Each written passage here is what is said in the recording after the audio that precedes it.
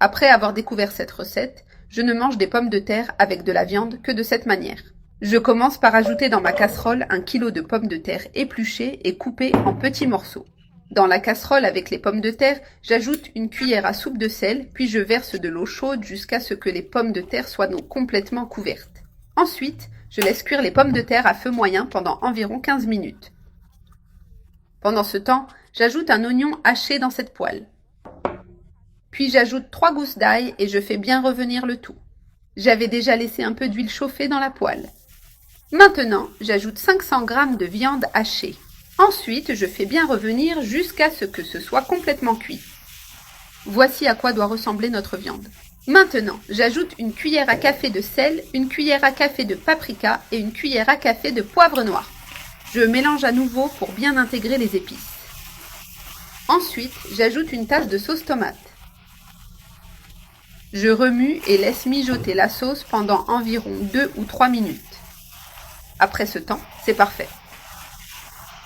J'éteins le feu et je mets de côté. Nos pommes de terre sont cuites. J'éteins le feu et je les égoutte. Je transfère toutes les pommes de terre dans ce grand bol. J'ajoute une cuillère à soupe de beurre. Ensuite, j'ajoute du persil à volonté. Maintenant, j'écrase bien les pommes de terre pour obtenir une purée ferme.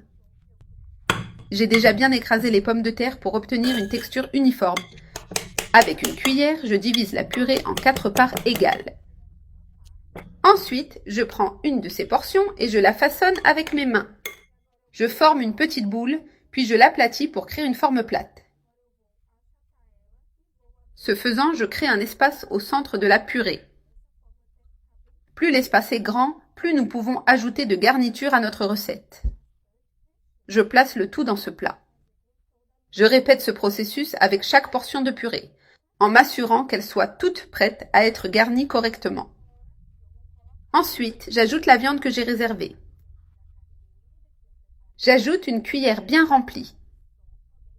Avez-vous déjà mangé des pommes de terre avec de la viande de cette façon?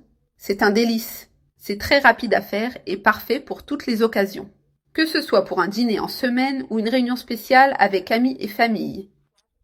Pour rendre le plat encore plus délicieux, j'ajoute du fromage mozzarella râpé. La quantité peut être ajustée à votre goût, ce qui permet d'ajouter plus ou moins de fromage selon vos préférences. Maintenant, je mets au four à 180 degrés pendant 10 minutes, juste pour faire gratiner le fromage. J'ai sorti notre plat du four. Regardez comme le fromage a bien gratiné. Maintenant, je vais couper un morceau pour montrer l'intérieur. Regardez cette merveille de recette. Non seulement c'est beau, mais c'est aussi très savoureux. Je vous le garantis,